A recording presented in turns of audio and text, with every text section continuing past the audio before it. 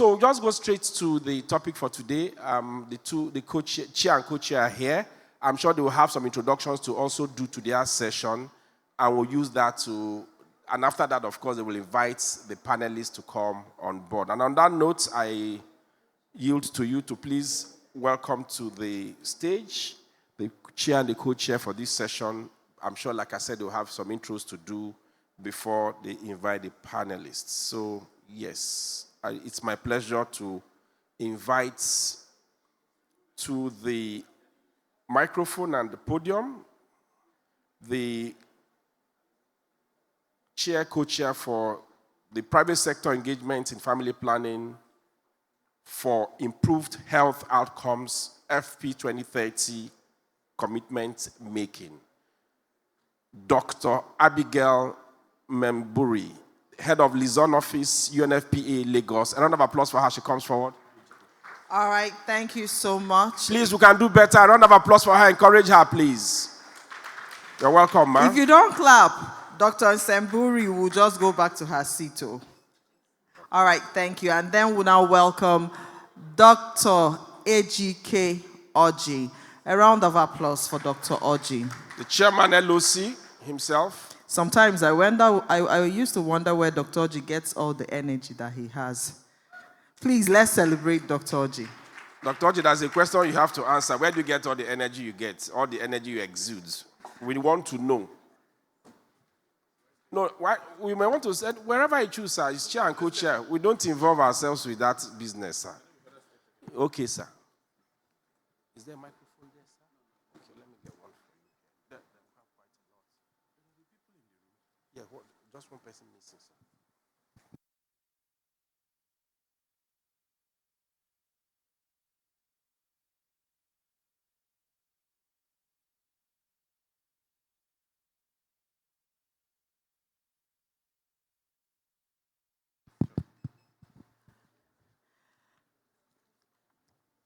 Okay, good morning, everybody.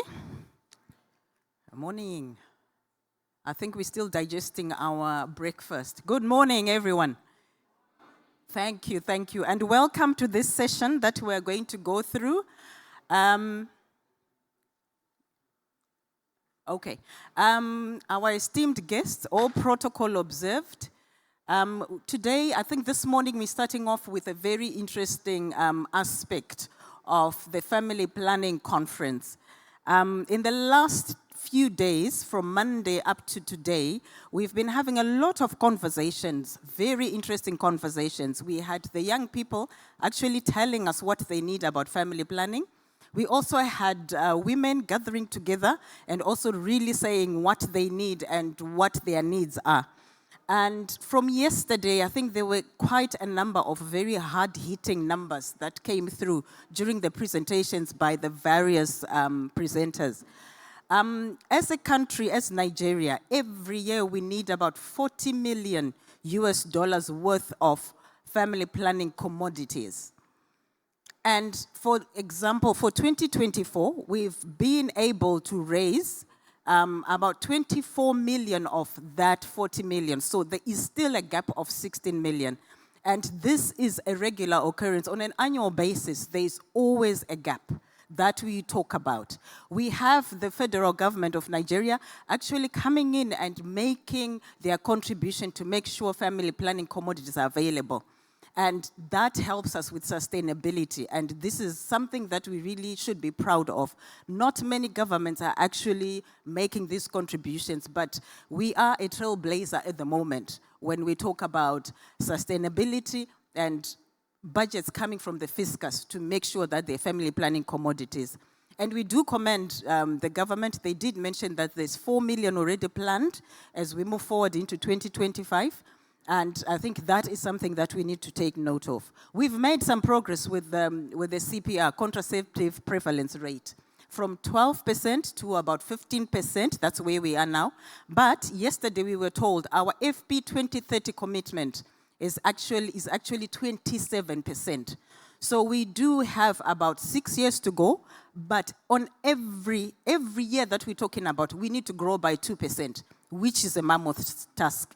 This is why we're going to have this conversation. We need all stakeholders on board. So we thought, let's just have this conversation to see how can the private sector be part of this whole big agenda that we're talking about, making sure that family planning is accessible to every woman who needs and young girl that needs the contraceptives. So for now, I think we really need to go into our panel conversation because we just have 45 minutes and I think I've taken the first 10 minutes already. So probably let me hand over to my co-moderator to invite our panelists so that we can kickstart the session. Thank you, everybody. Thank you, Abigail. And good morning once more. I join her in welcoming everybody this morning. I can see my BO teacher, Alhaji Sarikin Kigaji. Please, can you come over here and give him a good round of applause? The first on the list is the Director and Acting Head of RH Division, Federal Ministry of Health and Social Welfare, Dr. Samuel Oyeniyi. He was here yesterday to represent the Honorable Coordinating Minister of Health. I don't think he's here yet. The next person is Dr. Joachim Chijide. He is the FP Reproductive Health Specialist for UNFPA Nigeria. Please welcome him warmly. I have Mr. Tunde Mabawunku. He is the Executive Director, Retail and Digital Business, Wema Bank. The people with the big money. Is he here now? Okay, we'll welcome him when he arrives. I have Dr. Ann Ada Ogo. Okay, Director Policy, Private Sector Health Alliance of Nigeria, and she's joining us virtually. Can we see her face, please, so that we can warmly welcome her? Dr. Ann, are you there? Dr. Ann, are you there? I'm sure she will join us. Oh, Dr. Ann, you're welcome and good morning. Everybody's waving. Also, we'll have Ms. Philchan Osikanlo. Huh? Oh, okay, she's the founder, CEO, Eden Venture Group. Please give her a good round of applause.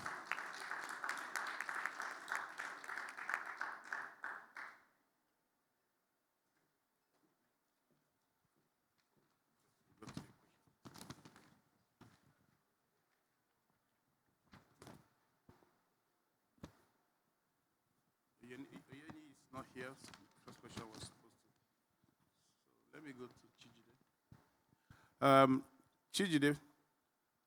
Chijide, let me ask you this question. What are the challenges to attaining sustainable financing for FP in Nigeria? And what strategies are UNFPA using to engage the private sector on sustainable financing for FP in Nigeria? All right, thank you so much, Dr. Ejike. So, obviously, we have some challenges when it comes to sustainable financing for family planning. I think first and foremost, health financing in general is not being prioritized. We all talk about the Abuja Declaration. However, if you look at the health budget for 2024, we would find that the health budget is somewhere around 5% of the total budget for the year. And this also impacts on financing for family planning. The family planning budget, we know that the major cost driver is usually commodities. And this year, way less than 1% has been assigned to commodities. So health financing is not prioritized. It's something that is a huge challenge. The second thing to mention is that there's been a long-term donor dependency. And to reverse donor dependency takes a lot. If we look at the needs for the country for this year, for commodities, for instance, which is a major cost driver for the family planning program, that budget is about $45 million. And the contribution of the government is about $4 million. What that means is that, if you do the math, that is way less than, that means that majority of the commodities are actually being procured. So there's donor dependency, and that's a huge challenge. I also think that the way the FP program has been structured over the years, there's been an expectation, a huge expectation that most of the resources must come from the central level. And that's really not sustainable. We know that most of the services are being provided at state level and in the primary healthcare facilities, which actually are the responsibility of the local governments. So the challenge with that is if you expect the resources to come only from the federal government most of the time, up until 2018, most of the resources, especially for commodities, like I said, came from the federal government. So reversing that takes some time. So that's something of a challenge as well. Then, so for us as UNFPA, what's really important is finding a way to work with the private sector. Mindful of the fact that the private sector provides a huge opportunity in terms of, improving the efficiency of our programs. It's an opportunity to actually mobilize domestic resources. So for us as UNFPA, one of the things we've done is we've tried to design a comprehensive approach to engaging with the private sector.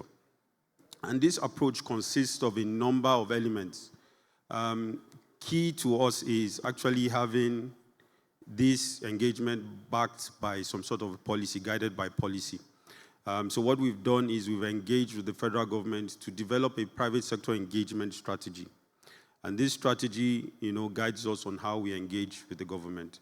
The second thing we needed to do was to ensure that there was some sort of effective coordination between the private sector and the government in this case. And what we did was to work with the government to establish a private sector engagement subcommittee of the National Reproductive Health Technical Working Group. And this also has been quite useful. Another thing that has been important for us to do is to convene, to have some convenience with the private sector, because you really can't partner well if you don't engage properly. So those convenings have been co-created with the private sector entities. And on that basis, we've had quite a number of convenings, including a high-level private sector engagement forum with the private sector, which enabled us to engage with them effectively. We've also had convenings around innovation, because we know the private sector has a lot of innovations to offer. These convenings included hackathons with young people to develop innovative solutions to deal with family planning.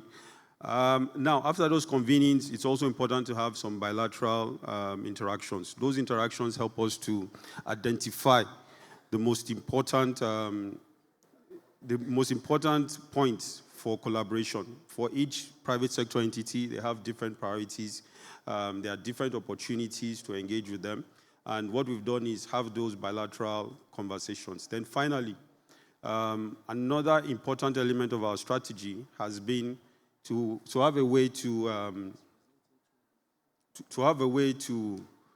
formalize those partnerships. And a key way to do that is to have them make some formal commitments. And those commitments are by way of partnering with the FP 2030 to have those commitments made.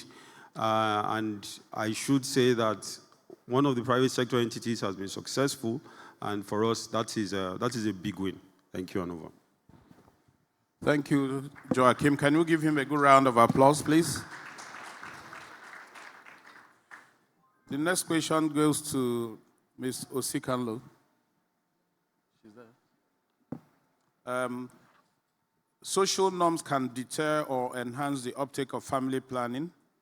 In your opinion, how can the private sector in Nigeria help to address these social norms? Good morning, and thank you for the question. So, in terms of social norms, we know that social norms are a major reason why everyone behaves a certain way in society. It's a significant, influential factor in how young people and old people and everyone in between essentially behaves, and the society essentially really influences behavior. So for the work that we do at Eden Venture Group, a lot of it is tied to how we can change societal norms through different strategies, particularly with the media and the entertainment strategies. So a lot of the private sector work that we do is in engaging funding for entertainment programming, and also just devising, content, especially content that is youth-led, to disseminate that across various platforms digitally, traditional media, and of course on TV. I'll give some examples just to give you actual data to show that this actually works. I'm not sure if a lot of you are familiar with MTV Sugar. I'm pretty sure that you are, actually. It's been going on for quite a long time, several seasons globally. It's created by the MTV Staying Alive Foundation, supported by many of the organizations that you're familiar with. And just evaluating, so this is some data from the World Bank, who we are working closely with to actually deepen engagement with private sector media and entertainment organizations to develop more content like MTV Sugar and the like. And after evaluating the third season of MTV Sugar in Nigeria, after 8 to 10 months, HIV testing doubled. So this was particularly focused on young people, being aware of HIV and testing. And after 8 to 10 months of viewing this programming, HIV testing doubled, which is obviously a positive development. Sexual concurrency halved, STIs halved, and the likelihood decreased for sexual violence by 1/3. Thank you. And physical violence by 1/3. So this is just to, buttress the importance of, storytelling using, I guess, innovative solutions for media and entertainment. Thank you very much. Thank Let's you. give her a good round of applause. I have Dr. Samuel Oyeni in the room. Please, Samuel, please come to the podium. Please welcome him. Dr. Samuel Oyeni is the Director and Head of Reproductive Health Division in the Federal Ministry of Health. You're welcome, sir. I also have Abimbola Agbejule. She's representing Tunde Mabowunjuku. Tunde Mabowunjuku, remember? He's the Executive Director, Retail and Digital Business, Wema Bank. You're welcome, madam. I would now like to go online and then welcome Dr. Ann. Dr. Ann, I would like to pose this question to you. What role can PSHAN play in promoting the uptake of FP in Nigeria? Thank you very much, Dr. J.K. Good morning. Morning. The Private Sector Health Alliance of Nigeria can be considered to be a bridge builder. We can also be seen to be playing the role of mobilizers, so action for the different private sector organizations, and also as an implementer for promoting the uptake of family planning in Nigeria. So as a bridge builder, Private Sector Health Alliance of Nigeria works with the various agencies of government, particularly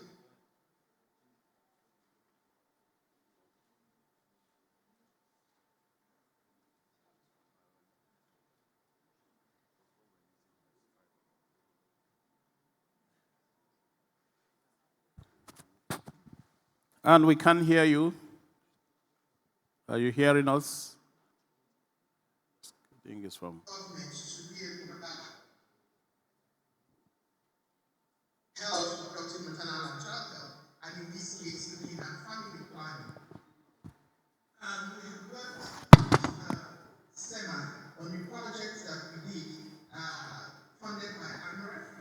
And in this project, what we did was to work with government and national and subnational levels to do a total market approach to understand the impediments to achieving the MCPR.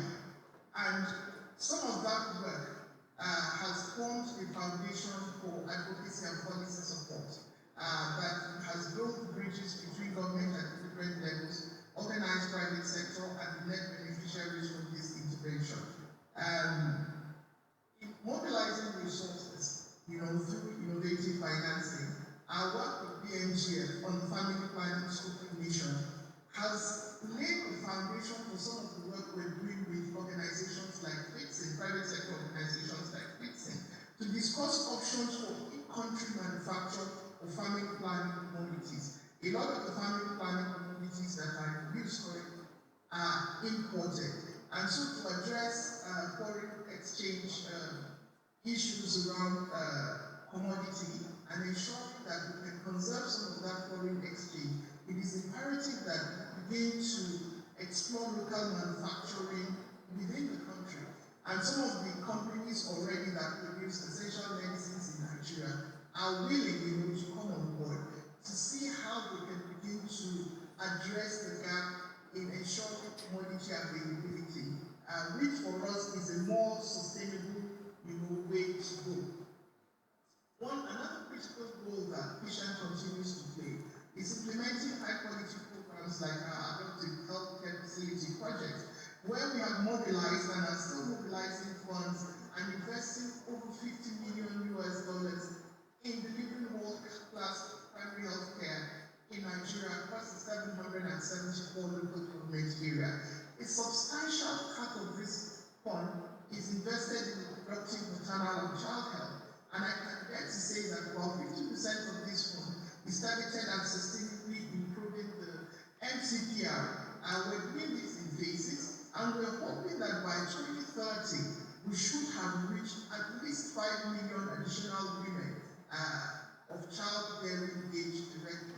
So conveniently, I can say to you that the role, of private sector health alliance is multifaceted in collaboration with the government of Nigeria and other private sector entities. Thanks, everyone. Thank you, Dr. Ann. Let's give her a good round of applause. I would now like to welcome Dr. Oyeniyi.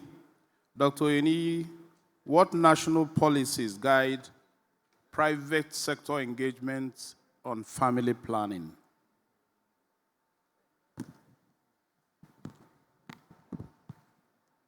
Thank you for the question.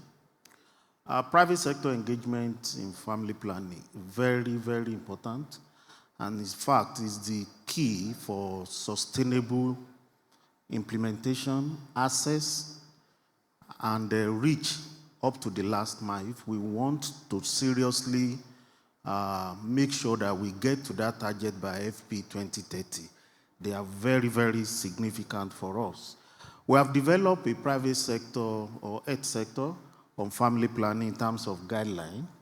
And in terms of other policy documents that will make their engagement very fruitful, we have other interventions, for example, the self-care, where we have also engaged the private sector very well to be able to deliver services to the community. Apart from that, we also have the tax shifting, tax sharing, which empower private sector to be able to do some tasks which they were not, so that access and use can increase at that lower level. So this we have done to make sure that we have enough document in terms of policy. And to go further, there were bills that has been passed as far back as 2022 to promote private sector engagement in family planning in Nigeria. So these are the documents and the legal support that we'll be able to come out with in Nigeria to support private sector engagement. And we are still going to continue in this.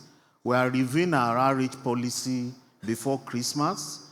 And that RH policy, we are going to fill all gaps, including the private sector engagement, so that they can help to have their own contribution to the target of FP 2030.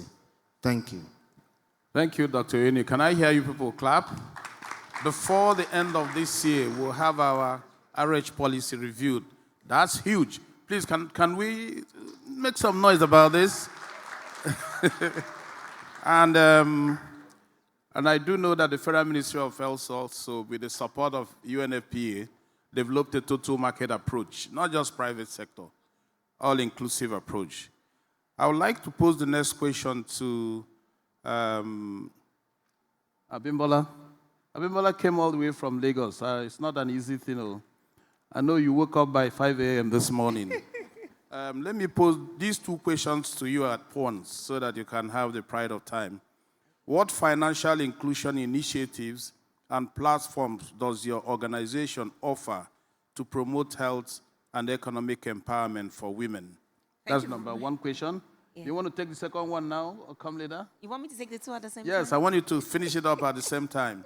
The second one is, can you share your insights on how your sustainability initiatives and innovations can contribute to expanding access to women's health and development, including family planning? Thank you very much. Good morning once again, and apologies. You know, sometimes in Nigeria, we have VVIPs, and one of the VVIPs delayed our flight this morning. So we all had to wait. It was supposed to be an early flight.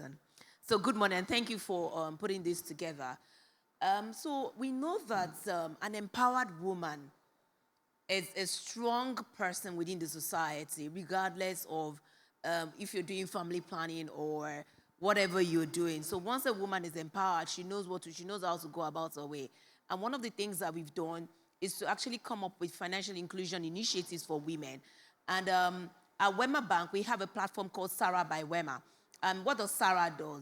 Sarah is a platform that allows women to actually operate their account, have access to financial services, have access to reliable network, mentorship, including health access. So for every woman that has an account, it's embedded with some health insurance scheme as low as 1,600 naira, because we know that with one health issue, the entire revenue or the entire business of a woman can be wiped away. Another thing that we've done in terms of financial inclusion for women is to help them bring in small funds and put them within clusters that they can get support. Support is actually very important for women. And so when you have small funds, you don't need to have the big money to operate an account or to get access to financial services. And so if you have your 1,000, your 2,000, we put it into a small wallet for you. Wallet is a digital wallet. It's not a physical wallet, so that you can have access to your money whenever you need it. With the Sarah by Wema initiative, what we've done, because we know that women are entrepreneurial, we've created some access to market. And what does this mean? We've created a place for you to sell your services or products through trade fairs. And we had one in Abuja 2 weeks ago, which is the first time we'll be having something in partnership with Niger Branch Chick. Where in Kano, we also had women entrepreneurs that wanted to showcase their businesses abroad. We were in London in August of this year for women to see for women to showcase what they sell. People that do shea butter. Beyond shea butter, there's this heart that we paint our bodies. I can't remember the name. It's actually from the people from the north, and we took it there. In fact, that vendor is now, has now been asked to come over to Paris to do the same thing, like Lali, and the business is thriving now. And it is asked about the sustainability initiatives that we have at Wema.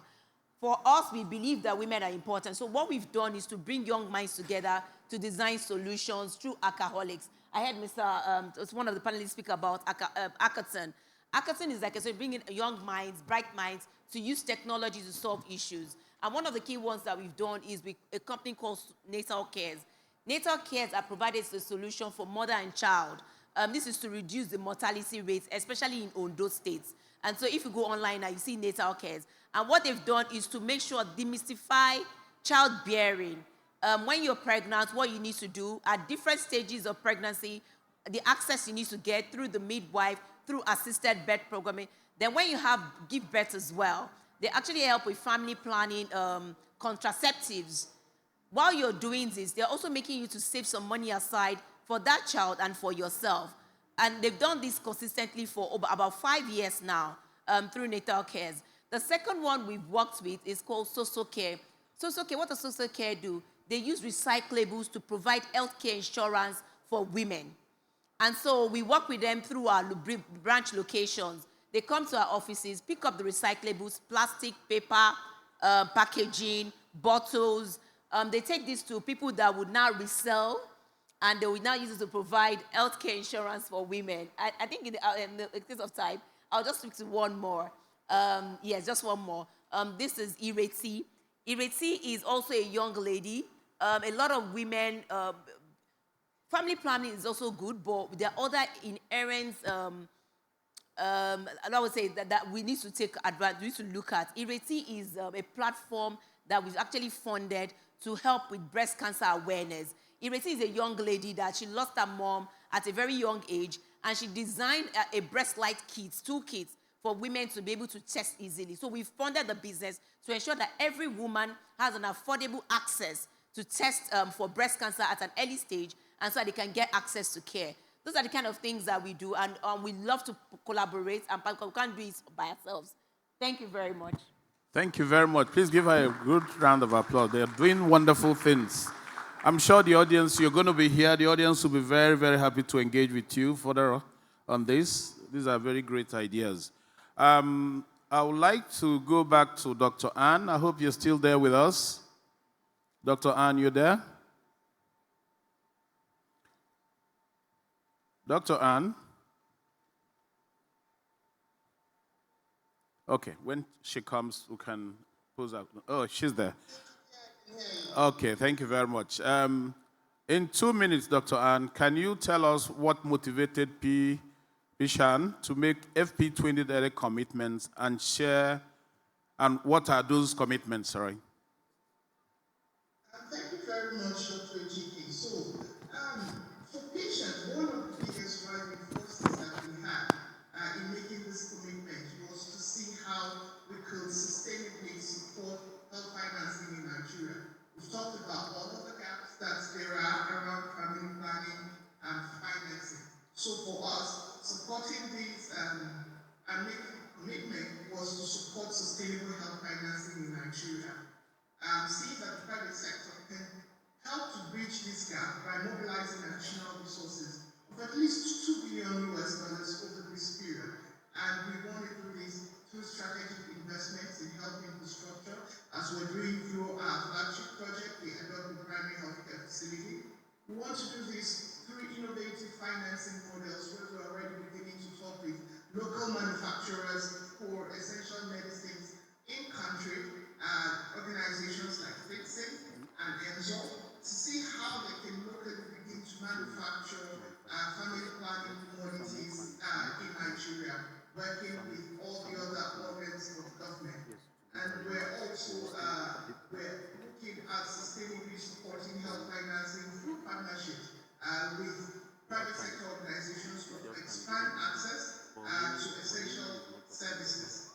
Another reason or another motivation that we had to commit to the FP 2030 was when we looked at the opportunity for economic development and improving healthcare indices in Nigeria, which helps to raise the GDP through improved population health.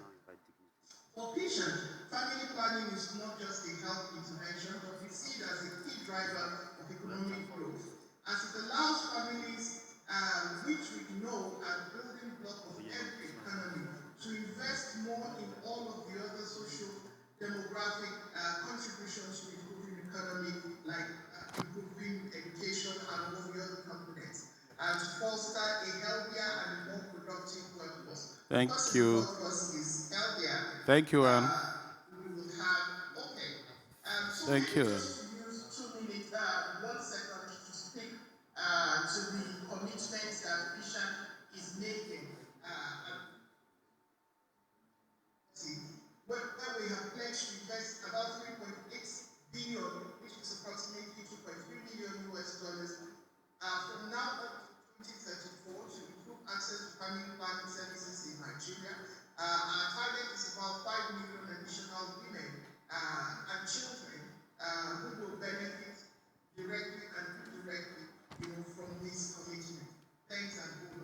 Thank you very much. Thank you very much. I didn't hear you clap.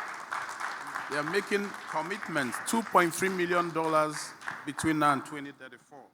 That's not a small feat. Give them another good round of applause.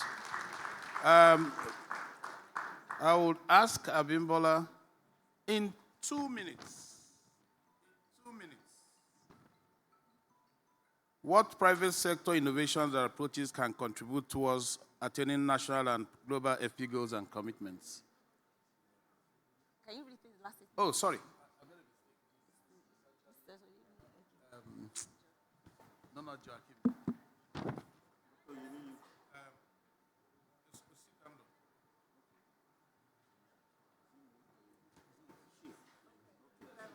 Oh, sorry. Please, can you, in 1 minute?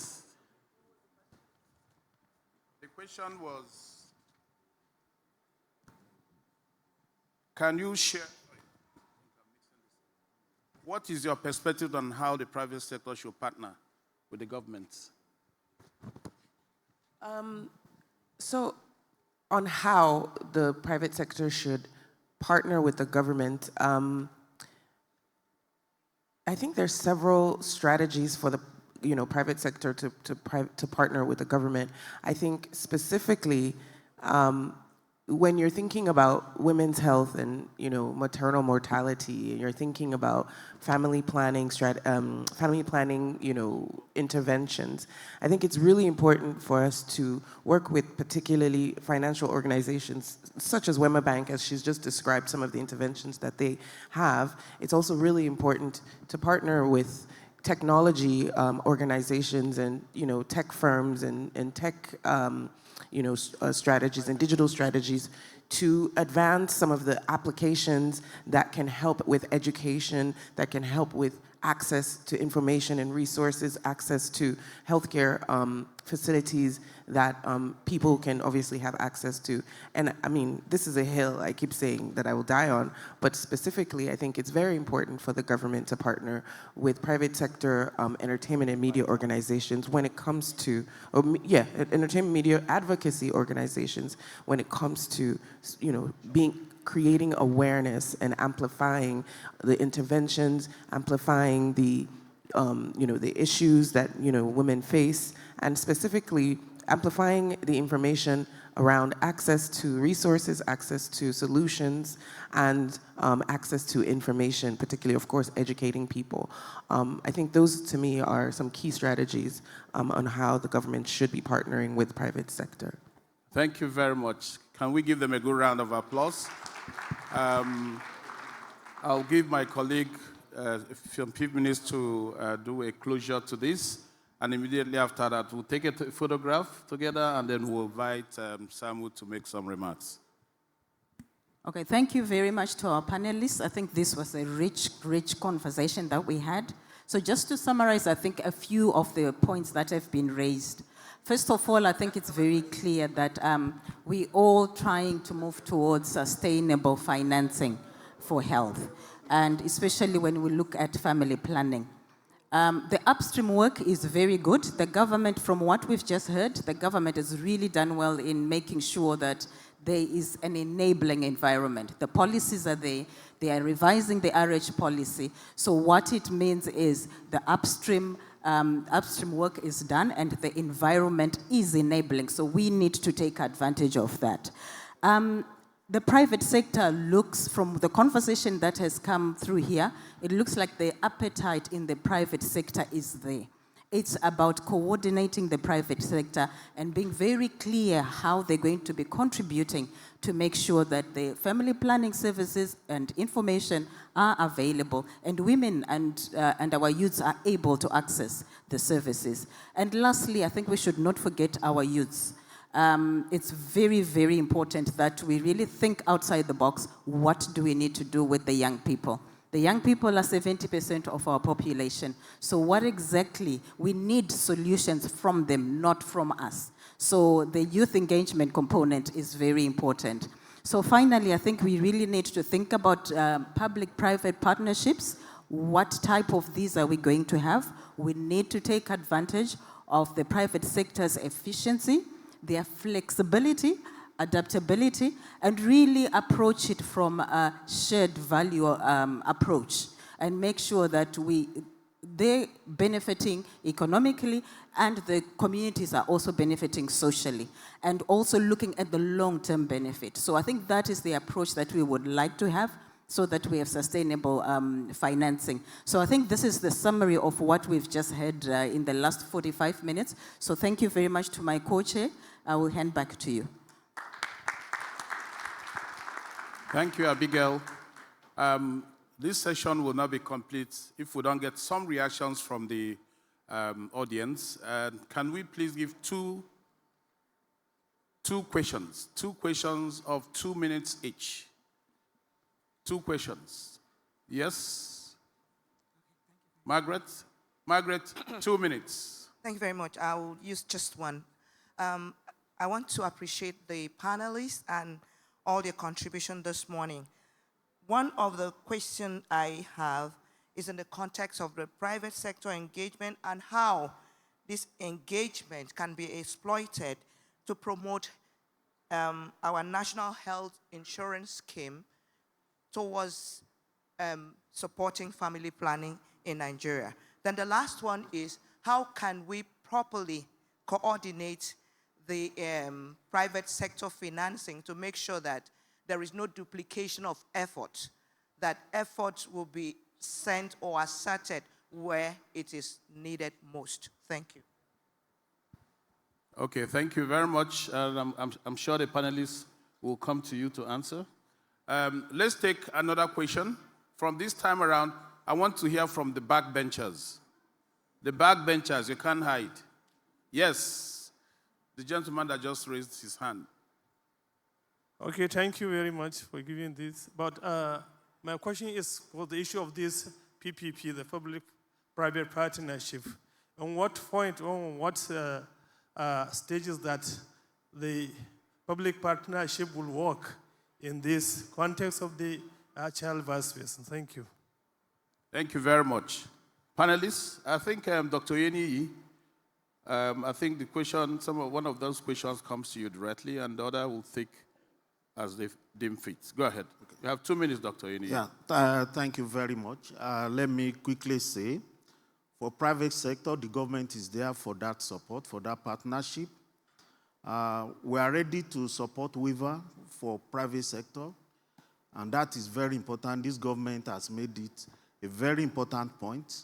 We're already doing it, so we should make use of that opportunity.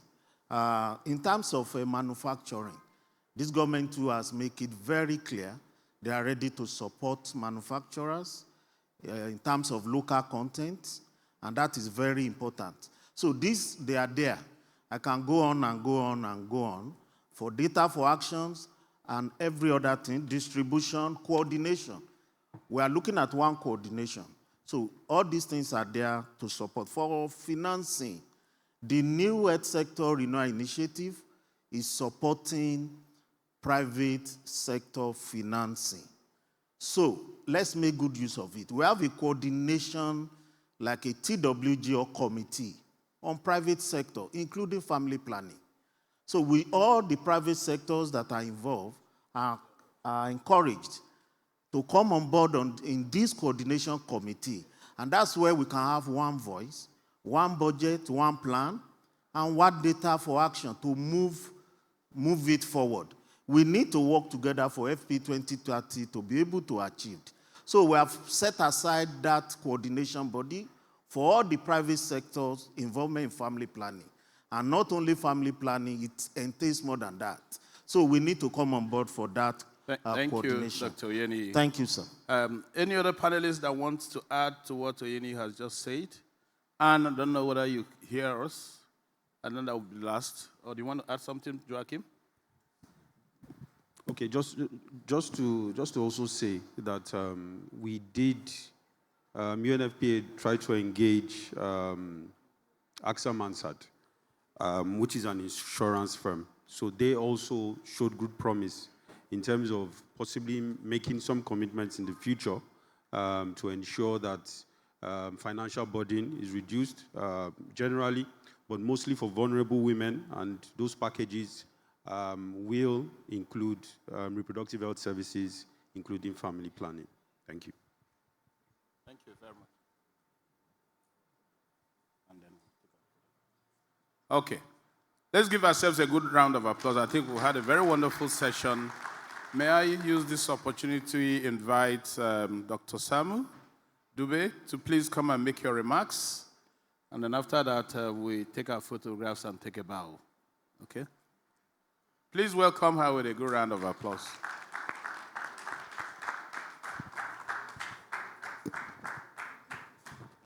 Thank you, Dr. Ejike, and a good morning, everybody. And I think Dr. Ende is online. Dr. Anne is online, and good morning to you, too. Isn't it amazing that when we say we're going to do something in Nigeria, we really want to go all in? 1 in 5 female entrepreneurs in the world actually come from Nigeria. Did you know that? And when they are actually in this entrepreneurial agenda and endeavor, they contribute up to 25% of jobs. During COVID-19, Nigeria pledged that they were going to raise $300 million. Recall? And Nigerians do big things, I know. They raised $560 million, of which 90% came from private sector. Why am I saying these good things about Nigeria? Not because, you know, I live in South Africa often, and South Africa has got this unsaid tension with Nigeria that I'm not going to discuss. But because I believe and I know that Nigeria can do big things when it comes to family planning. That's what Dr. Afumi yesterday spoke about, the 2% per year, is nothing compared to what you are going to do when it comes to family planning. My name is Dr. Samgeli Sodube, and I'm the Executive Director of FP 2030, which is a global partnership that actually is rallying solidarity around family planning. We have realized, ladies and gentlemen, the transformative power of family planning. And we know it can happen. It can change the trajectory of lives. It can change the trajectory of that girl who is in Lagos. It can change many lives everywhere. We know that. And we know it's the right thing to do. We know we can invest in family planning in many ways than one. You have heard from the panelists today that private sector, they can make products, innovative products, and we are seeing today even self-care, where women can actually self-inject. That is innovation. We know that private sector can be involved in innovative service delivery models. Some of the, in the world perhaps, or maybe outside India, the drug shops that you are seeing, you know, from entrepreneurial endeavors of many people in Nigeria come from Nigeria, and they are delivering services. Over 60% of young people in Nigeria access services from the private sector. So we know private sector can be innovative in service delivery. We know private sector can do more on demand-side financing. And really, I like what I heard from financial inclusion around what private sector could do. Private sector could also do sustainable financing and could scale even the dreams that we've been talking about. Ladies and gentlemen, I don't even think the 2%, in fact, Dr. Fumi should have said 5% per year, because with that, we can achieve it with private sector. Private sector also means, like the chair that you are sitting on, most likely is manufactured by private sector. Your handbag today is private sector. So whoever works in private sector, you can make your own commitment to your own employees that has a multiplier effect on what we can achieve. Colleagues and friends, today we are seeing the unveiling of private sector commitments for resource mobilization, the commitment that we can have all hands on deck to ensure progress. We know that the ADHFP is designed to establish one world-class primary healthcare facility in each of Nigeria's 774 local government areas over a 10-year period. That is tremendous, and that is commendable. To have one world-class primary healthcare facility that can deliver services. This is what the commitment is about today.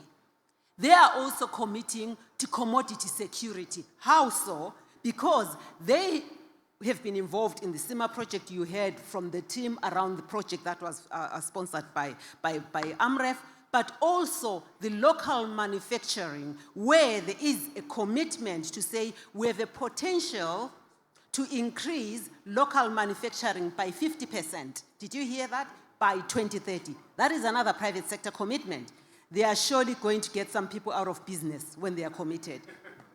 They also are committed to shape markets and to bring data into the fore of what they are doing, and they will create or strengthen existing partnerships between private sector distributors, government agencies, you heard also from Dr. Sem from the Ministry of Health, and from community organizations.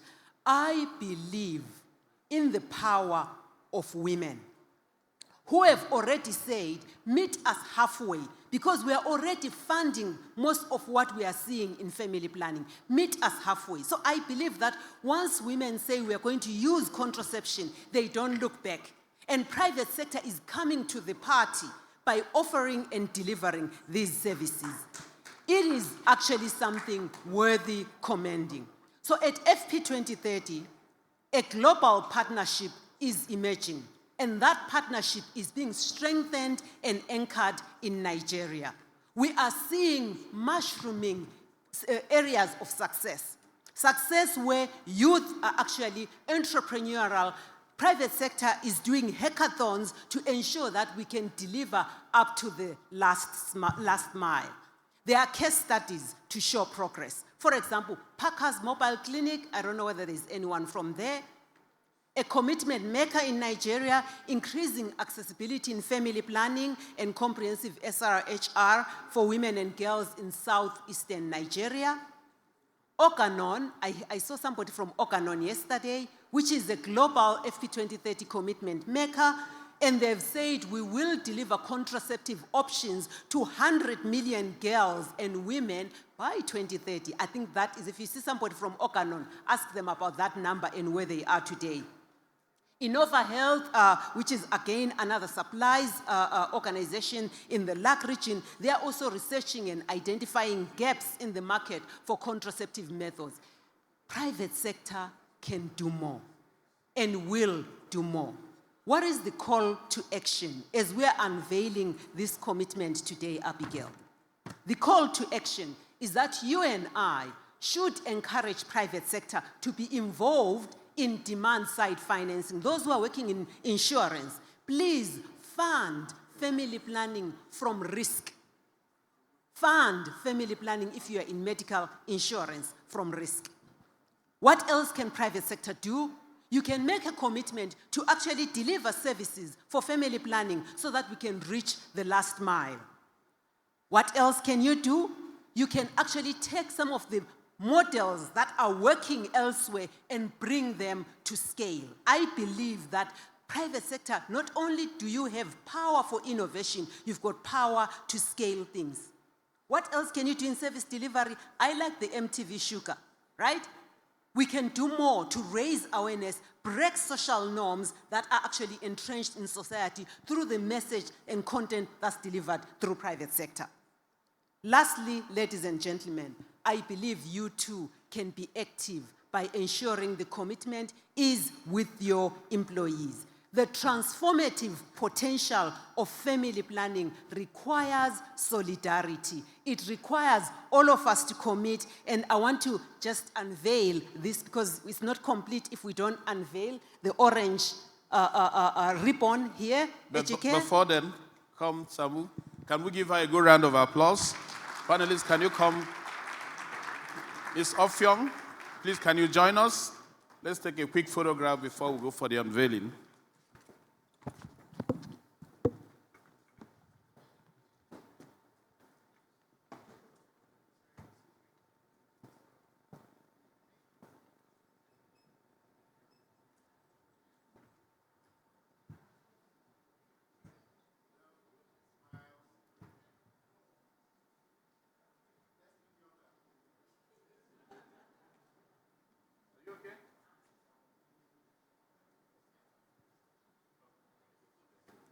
Okay, thank you. Let's go for the unveiling now.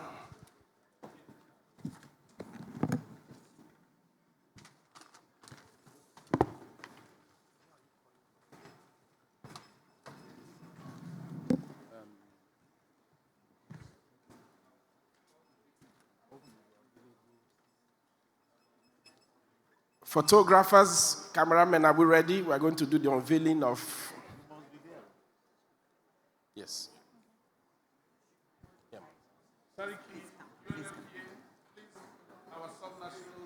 UNFPA, please. I think people are wondering what's in this, what is it that is in this box? So we want to move this a bit. Yeah, that's right. Okay. Let's move it to the right. Let's move it to the No, center. not you. Even to the center. Yes, gentlemen here. Can put it to the Camera center. person, come. Please don't pop the balloon. Be careful, so that carry it on the leg.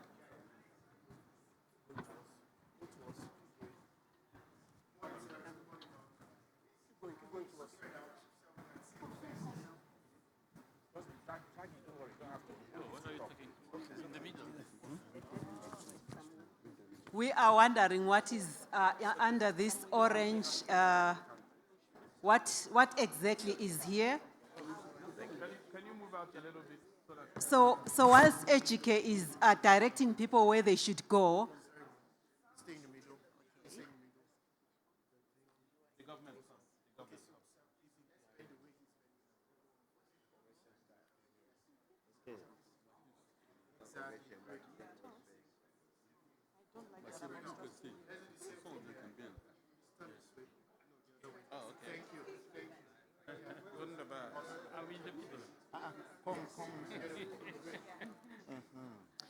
Thank you. I think we like photo opportunities, all of us. But exactly what is it that is in here? The way FP 2030 works is we try and garner solidarity towards family planning globally. And that includes organizations making a commitment. And then today in Nigeria, we are unveiling private sector commitments. And as I speak, Wema Bank, represented here, just made another commitment. So you too, with the organization that you hold, that you represent, can make a commitment. And as we are here, we want to just unveil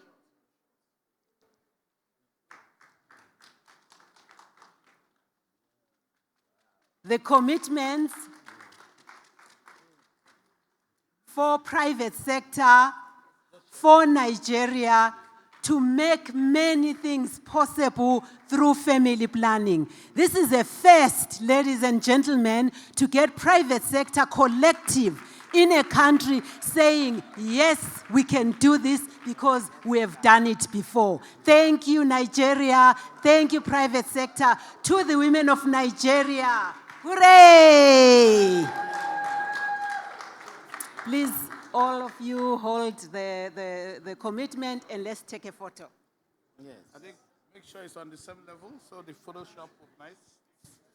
On the same level. Make sure that this is on the same level with each other.